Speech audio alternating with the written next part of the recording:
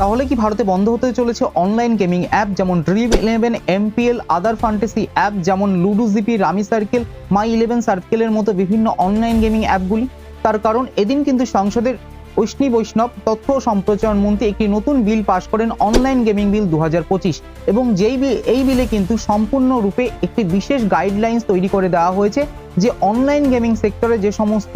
Sector রয়েছে তাদেরকে কিন্তু বিধিনিষেধ আনা হয়েছে। অনলাইন গেমিং ইন্ডাস্ট্রি ভারতের সব থেকে উদীয়মান ইন্ডাস্ট্রি এবং যেখান থেকে ভারত সরকারের আয় প্রতি বছরে 20,000 কোটি টাকা। তাহলে ভারত সরকার কি বোকা যে ইন্ডাস্ট্রি থেকে ভারতের আয় 20,000 কোটি টাকা সরকারের সেই গেমিং অ্যাপগুলি বন্ধ করার মুখে? তার কারণ একটি চাঞ্চল্যকর রিপোর্ট কিন্তু এই মুহূর্তে প্রকাশিত হয়েছে এবং সেখানে দেখানো হচ্ছে যে গভর্নমেন্ট অফ ইন্ডিয়ার তরফ থেকে, government of India press information bureau থেকে এদিন রাজ্যসভায় কিন্তু বলা হয়েছে, union minister of electronics and information technology Shri Ashwini Vaishnaw said that according to 45 কোটি মানুষ নেগেটিভলি এফেক্টেড হয়েছেন এবং বছরে 20,000 কোটি টাকার কিন্তু লস এই মুহূর্তে দেখা গেছে ভারতীয় সাধারণ মানুষের জন্য।